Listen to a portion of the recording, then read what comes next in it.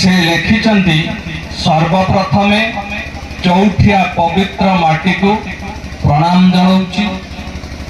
श्री गणेश शिक्षा केन्द्र चौठिया आनुकूल्य रे केन्दुझर मयूरभंज जाजपुर जिलार छात्र छात्री मानकु नहीं आयोजित होइथिबा प्रांतीय स्तरित विज्ञान मेलार शुभ अवसर रे आदरणीय प्रधानाचार्य निर्मला महंत महोदया, सहकारी आचार्य नारायण बाबू तथा विद्यालय समस्त सहकारी आचार्य एवं सेवक सेविकागण तथा केन्दुझर मयूरभंज जाजपुर जिल्लारू आसीथिबा श्रद्धेय छात्र छात्री और गुरुजी गुरुमा अभिभावक अभिभाविका तथा जूनियर सब जूनियर सीनियर ग्रुप प्रोजेक्ट रे अंशग्रहण करिथिबा समस्त वैज्ञानिक भाई भौणी मानंकु अनेक अनेक प्रीतिपूर्ण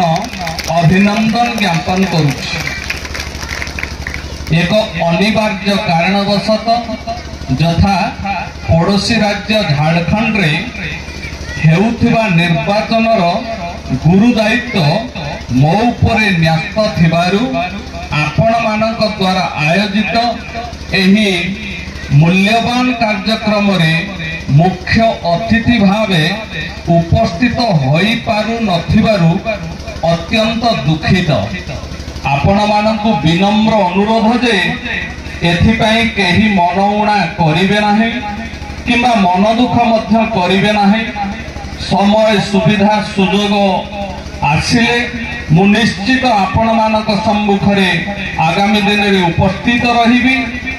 एकथा मध्य स्पष्ट भावे कहूची जे मु आपण मानक सहित सबुबेले रहिछि रहिथिबी एवं सबुबेले रहिथिली मध्य।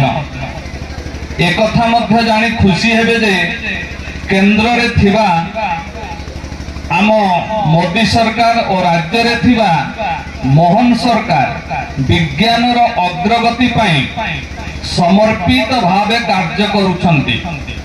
एही परिप्रेक्षी रे सशक्त भारत एवं समृद्ध भारत पाई तृणमूल स्तररू कार्यपंथा ग्रहण करा जाइछि। एही विद्यालय पाई एक साइंस लैब रो प्रयोजन अछि।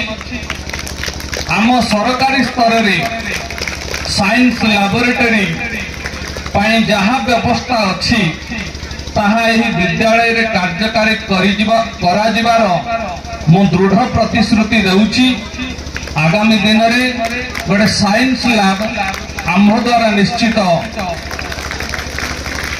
सृष्टि करा जिबो एवं प्रदान करा जिबो।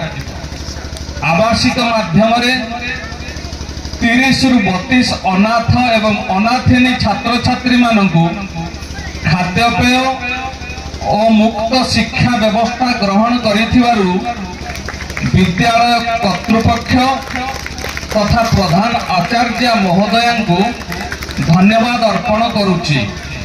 ए संपर्क रे सरकार को दृष्टि आकर्षण करिबी एवं जहाँ सरकारी सुविधा थिबो ताहा अविलंबे प्रदान करा जिबार प्रक्रिया को त्वरान्वित करेबी। एही वार्ता की श्रद्धेय भावग्राही महंतक हस्ତରେ प्रदान कली। मंच रे पठन निमंते आग्रह प्रकाश कली। पुनर्बार समस्त को धन्यवाद प्रदान करुछि एवं एही लेखार परिसमाप्त करुछि। वंदे उत्कल जननी श्री अखिल चंद्र नायक विधायक पाटना।